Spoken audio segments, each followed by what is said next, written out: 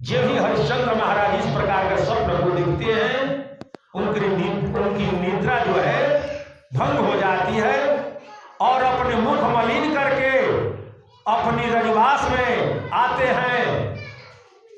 सभ्या उनकी पत्नी देखती है कि महाराज हरिश्चंद्र चक्रवर्ती ऐसा अपना मुखमंडल झुका कर आते हैं, आखिर कारण क्या है? जो वास्तविक पत्नी होगी अपने पति का मुखमंडल देखकर समझ जाएगी कि हमारा पति चिंतित है या आनंदमय है। वो पत्नी को पता चल जाता है, सबको नहीं। जो अपने को समझती है कि मैं पत्नी हूं, हमारा पति अमुक व्यक्ति है, अपने पति को जब मुखमंडल को देखती है तो पत्नी समझ जाती है कि हमारा पति कष्ट में है या दुख में है, आनंद में है। उसको मुखमंडल देखकर अपने पति को उसको सब कुछ पता चल जाता है। सभ्या उसी प्रकार से जब महाराज हरिश्चंद्र का मुखमंडल को देखती है तो मन ही मन चिंतित करती है कि आज कौन सा बात है, हमारे महाराज हमारे पति देव प्रतिदिन हर्षित होकर आनंदमय होकर हमारे महल की ओर आते थे, आज उनका मुख मलिन क्यों है? सभ्या कहती है महाराज आपका मुख मलिन क्यों है, आप इतना चिंतित क्यों है? हरिश्चंद्र ने कहा कि प्रिय, जब तुमसे शादी हुई, जब मैं अग्नि का 7 फेरा लिया, तुम्हारे मांग में सिंदूर दिया, तो हमने कसमें खाई थी। शतवेदी करने के बाद हम कसमें खाए थे कि तुम्हारा जीवन भर साथ निभाएंगे, तुम किसी प्रकार के कष्ट नहीं होगा, संसार में कोई भी कार्यक्रम करेंगे तो तुम बेपूछे हुए कोई भी कार्य नहीं कर सकता।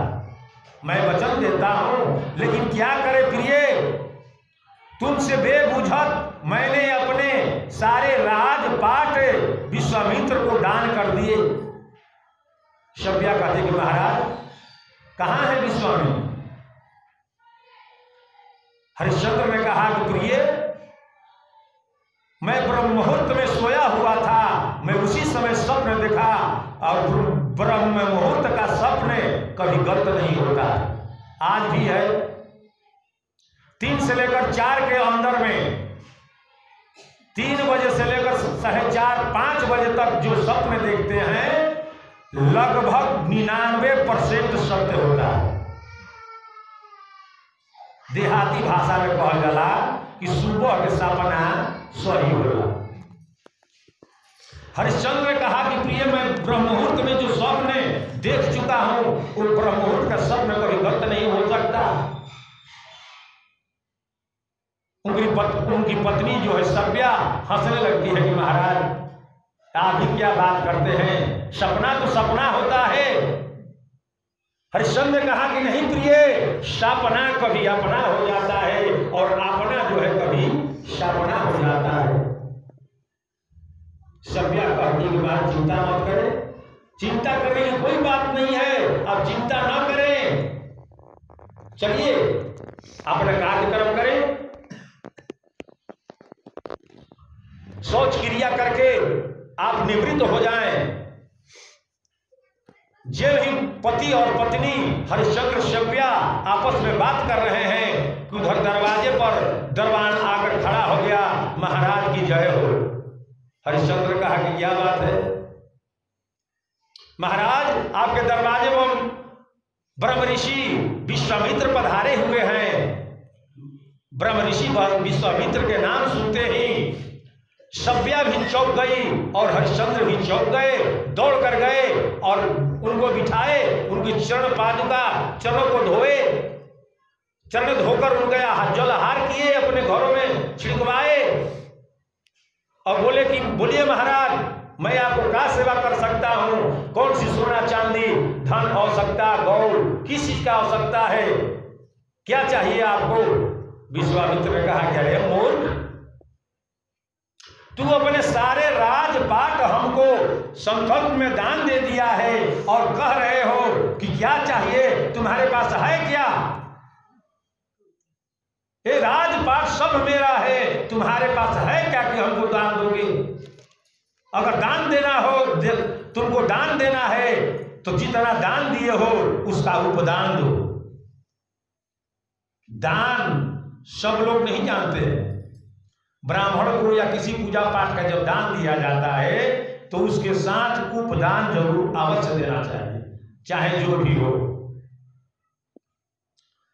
विश्वामित्र ने कहा कि तूने तो दान में पूरा अपने राजपाट को, सोना चांदी सब कुछ दे दिया, अगर तुमको देना है तो उस दान का उपदान दो। हरिश्चंद्र ने कहा कि महाराज हमारे पास है क्या? अपने राज्य में हमको नौकरी दे दीजिए, आपके राज्य में नौकरी करके मैं आपका उपदक्षिणा दे दूंगा। लेकिन आज के जमाने में लोग किसी ब्राह्मण को दान दे देते हैं, किसी भूक्षों को खिला देते हैं, किसी आरती में, पूजा की आरती में पैसे डाल देते हैं, या किसी मंदिर बजा कर कुछ दान कर देते हैं तो एक से का 10 लोगों से कहते हैं कि मैंने दान दिया, मैंने उनको खिलाया, मैं उनको ये दिया, मैंने पूजा में इतना खर्च किया। हमारा धर्मशास्त्र कहता है कि किसी ब्राह्मण को दान दें तो गुप्त रखें, किसी को खिला दिए तो उसको किसी से कहने का प्रयास न करें कि मैंने इस व्यक्ति को खिला दिया। अगर दान देकर किसी को खिलाकर आपने कह दिया तो आपका सब दिया हुआ सब बर्बाद हो गया, बेकार हो गया, आपका परिश्रम निरर्थक चल जाएगा। लेकिन हरिश्चंद्र इतना प्रतापी कोई नहीं था जो कि अपने पूरे राज्य को दान में दे दिए और उपदान के लिए विश्वामित्र जी से प्रार्थना कर रहे हैं, अपने राज्य में उनसे प्रार्थना कर रहे हैं कि महर्षि हमको एक नौकरी दे दीजिए, मैं परिश्रम करके मैं आपका उपदान दे दूंगा। विश्वामित्र कहा कह रहे मूर्ख, ये राज हमारा है, बात हमारी है, हमारे मन की बात है, तुमको नौकरी देंगे या निकाल देंगे ये हमारी बात है, तुम हमारे राज्य में नहीं रह सकते, तुम जाओ। लेकिन याद रखना, जिस दिन हमारा उपदान नहीं दोगे मैं तुम्हें श्राप दे दूंगा। जो ही विश्वामित्र श्राप के नाम लेते हैं कि तुम मेरा उपदान नहीं दोगे मैं तुम्हें श्राप दे दूंगा, हरिश्चंद्र तुरंत उनके चरण को पकड़ लेते हैं, कहते कि महाराज ऐसा मत कीजिए, इक्ष्वाकु वंश में कलंक हो जाएगा, हम निंदा के पात्र बन जाएंगे, हमारा कुल खानदान भ्रष्ट हो जाएगा, इसलिए हम पर दया करें, ऐसा श्राप न दे। विश्वामित्र ने कहा कि ठीक है, तुमको 10 दिन का समय देता हूं, 1000 मुद्रा, पहले मुद्रा चलता था, आज पैसा लोग कहते हैं, पहले मुद्रा 1000 मुद्रा अगर नहीं दोगे तो मैं तुम्हें श्राप दे दूंगा कि तुम्हारा बाल बच्चा परिवार कुल खानदान घोर नरक को प्राप्त कर जाएगा। हाथ से जोड़कर हरिश्चंद्र महाराज ने कहा कि प्रभु ऐसा हमसे अन्याय न करें, हमें 10 दिन का समय दे दिए हैं, 10 दिन इंतजार करें, ठीक है तू हमारे राज्य से चले जाओ, 10 दिन की याद रखना, कहीं पर रहोगे मैं छोड़ूंगा नहीं। हरिश्चंद्र जी महाराज प्रणाम करते हैं और दूसरे राज्य में चले जाते हैं,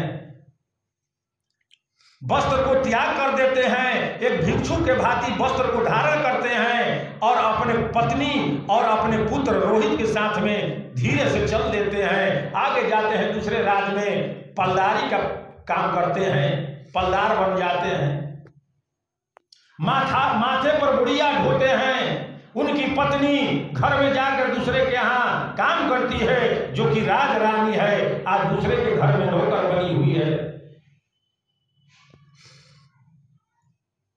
10 दिन एकत्रित 8 दिन करते करते मुद्रा को लेकर अपने जंगल में कुटिया बनाकर रहते थे, वहां पर एक गड्ढा खानकर जितना मुद्रा कमाते थे वही पर रखते थे। 10 दिन जब पूरा हुआ, 1000 मुद्रा जब पूर्ण हो गया, हरिश्चंद्र ने कहा कि अब हम लोगों को मुक्ति मिल जाएगी, हम लोग दान से छुटकारा हो जाएंगे।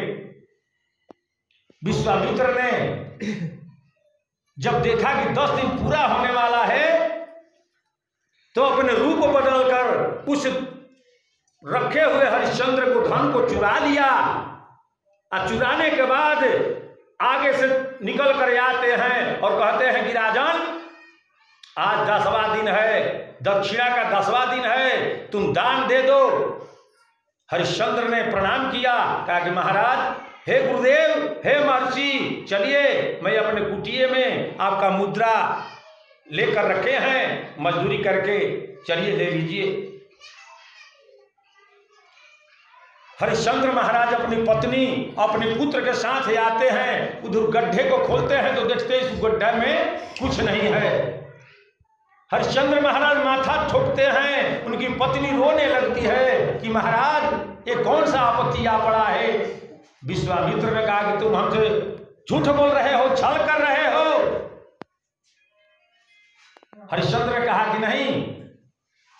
विश्वामित्र ने कहा कि चलो काशी बिकने के लिए चलो, तुम बिक जाओ, लेकिन हमें मुद्रा चाहिए। हरिश्चंद्र ने कहा कि इस उपदान देने के लिए चाहे हमको स्वयं बिकना क्यों ना पड़े, लेकिन मैं उपदान अवश्य दूंगा। हरिश्चंद्र महाराज ने कहा कि मैं अम्ब्रीत्यानसयोषधे कुर्वन्तु सामयः अध्यानते ब्राह्मणा दानम दीयते प्रतिगृहताम् आश्र। मैं दान दूंगा, आपको बिल्कुल कर दूंगा, लेकिन अभी नहीं, समय दीजिए। हरिश्चंद्र महाराज को पकड़कर विश्वामित्र जी लेकर चले जाते हैं काशी बिकने के लिए। वहां पर लोग बिकने के लिए आते थे, खरीदने के लिए लोग आते थे, और एक व्यक्ति बोल लगाता था, जाकर चौराहे पर खड़े हो गए और कहो कि भाई हमारा कोई बोल लगाओ।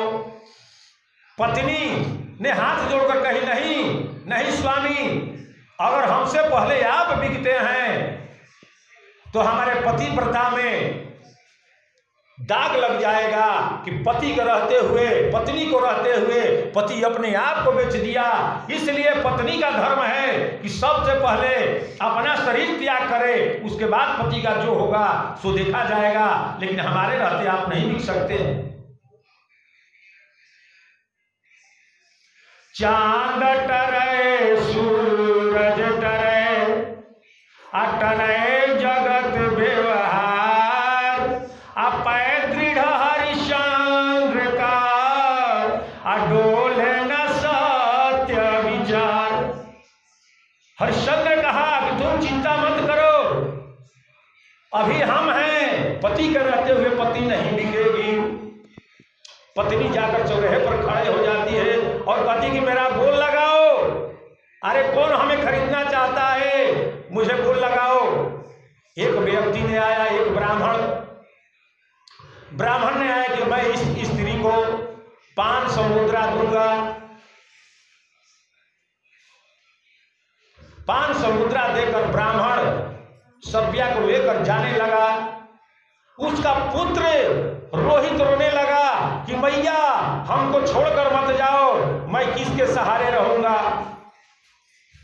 रोहित रोने लगता है और मां रोने लगती है अपने पुत्र को दाबकर कि हे प्रभु, हे विधाता, आपने कैसा दृश्य दिया है, ये हमारे साथ क्या हो रहा है। ब्राह्मण ने देखा कि पत्नी स्त्री अपने पुत्र के बिना मर जाएगी। ब्राह्मण ने कहा कि तो ठीक है, मैं इस पुत्र का 200 मुद्रा देता हूं। ब्राह्मण ने सोचा कि ये हमारे घर में काम करेगी, इसका पुत्र जो है फूल तोड़ कर लाएगा, पूजा करने का काम आएगा। ब्राह्मण ने 500 और 300